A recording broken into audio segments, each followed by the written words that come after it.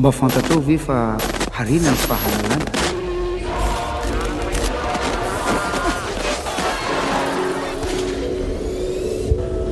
Tsy amboadidy a mon général dia mitady olona andray andraikitra zao fotoatsarotra diavin'ny firenena izao. No misy soa ho an'ny tandazana dia vela lohan'ny politika. Saotra tomboko lahy, saotra tomboko vavy.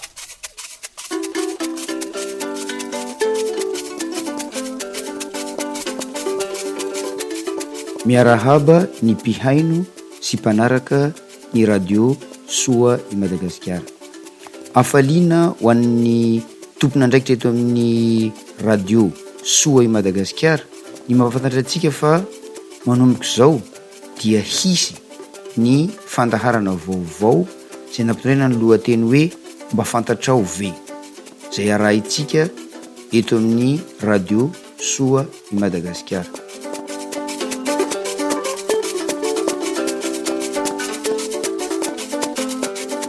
Fandaharana izay anaovana fitaizana olom-pirenena na ny antsointsika hoe éducation civique, izay anasana antsika olom-pirenena rehetra mahatsapa fa manana didy sy andraikitra amin'ny mpiaramonina sy ny mpiarabelona satria ny fahalalana dia harena.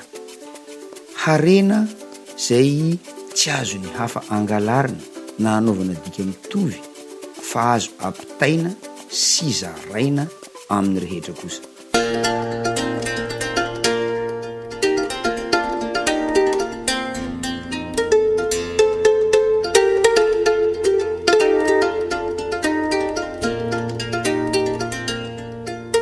Loha hevitra telo no azontsika entina eto amin'ity fandarana ity.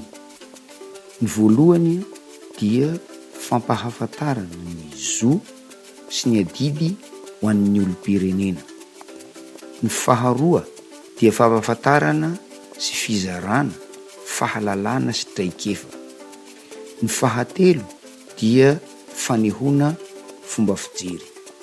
Mahakasika ny fampahafantarana ny zo sy ny adidy ho an'ny olom-pirenena, andray ohatra roa samy hafa isika mba azontsika an-tsaina hoe inona marina moa no antom-pisihan'ity fandarana ity na ny hoe ligne éditoriale. Ny ohatra voalohany dia hoe zon'ny ankizy manomboka eo amin'ny 5 na 9 taona ny mianatra. Zany dia fahafantarana ny zon'ny ankizy. Fa adidy ny mpitondra ny manao izay ahafahan'ny ankizy rehetra mianatra amin'ny fanokafana sekolim-panjakana ambaratonga voalohany, manerana ny nosy sy mandoa ny karaman'ny mpampianatra mba hisian'ny fitovian-jo amin'ny ankizy monina andrenivohitra sy ambanivohitra ohatra.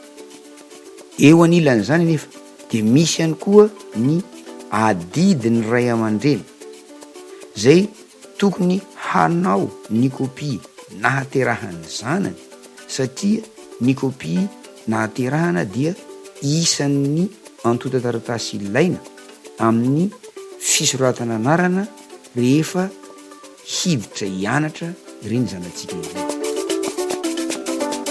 Ny adidin'ny entina kosa na ny olom-pirenena rehetra izay tokony hanao zany dia ny mandoa ny hetra satria ireny hetra alohantsika ireny no ahafahan'ny mpitondra mandoa ny karaman'ny mpampianatra sy ny mpiasam-panjakana. Avy eo indray satria moa fampianarana ambaratonga voalohany sy ny zon'ny ankizy 5 hatramin'ny 9 taona ilayntsika ohatra dia adidin'ny mpampianatra ny mampianatra mamaky teny, manoratra sy manisa ary manabe ny ankizy izay ampianarin'izy ireo. Ny manaraka ny fiofanana izay tokony atao sy mamita ny programa fampianarana. Ohatra faharoa, amin'izao fotoam-pifidianana zao dia iarahantsika mahalala fa zon'ny olom-pirenena feno taona ny mifidy fa zany zo zany de mitaky adidy ka adidiny tsirairay zay feno taona ny misoraznaro anatin'ny lisy mpifidianana mba hahafahany misitraka ny zo hifidy amin'ny fangatahana kara-pifidianana sy ny fanarahamaso hoe tena ao anaty lisy mpifidianana marina ve ny anarako akoatry ny tokony hanaovan'ny olom-pirenena rehetra feno taona fangatahana kara-pindrom-pirenena ihany koa.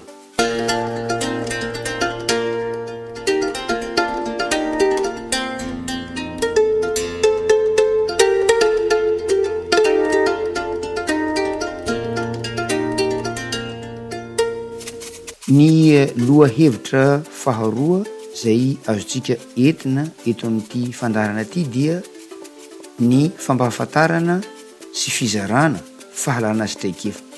Azonao atao ny mitondra fampahafantarana sy mizara traikefa amin'ny zavatra izay heverinao fa mety mahasoa ny mpiara-monina sy ny mpiara-belona aminao, na amin'ny lafiny toe-karena zany, na amin'ny lafiny fiarina, na momba ny fiompiana, na momba ny fambolena sy ny sisa.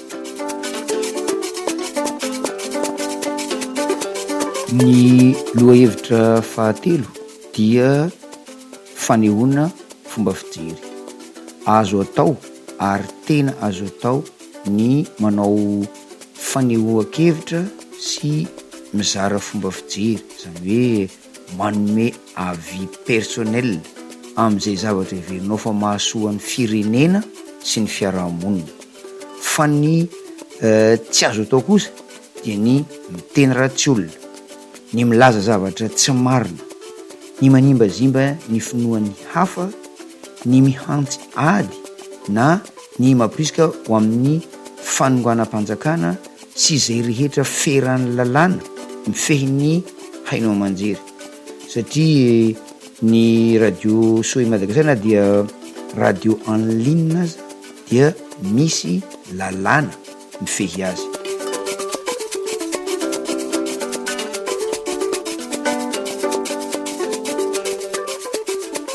Raha fitinina zany dia nosokafana eto amin'ny radio Soy Madagasikara ity fandaharana mba fantatrao ve ity, mba hanaovana fitaizana olom-pirenena na éducation civique zay anasana antsika olom-pirenena rehetra zay te handray anjara amin'ny fanomanana fandaharana amin'izay lohahevitra heverintsika fa mety ahasoa ny mpiara-monina sy ny mpiara-belona amintsika ny fizarana azy, mba ampahafantatra ny tompona andraikitra ahafahana manome fanazavana bebe kokoa mikasika ny fandraisana zay lohahevitra tiantsika roso eto amin'ny fandaharana sy ny lafin'ny teknika.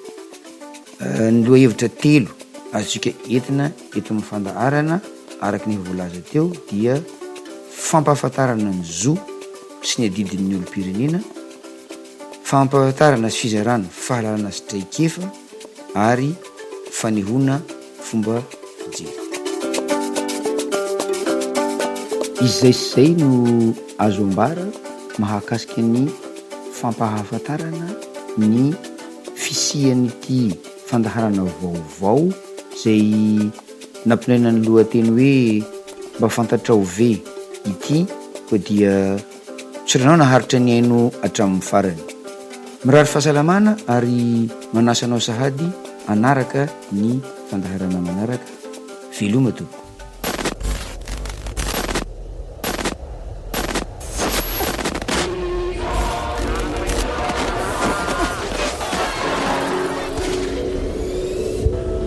Tsy amboadidy mon général dia mitady olona andray andraikitra zao fotoatsarotra tiavin'ny firenena izao.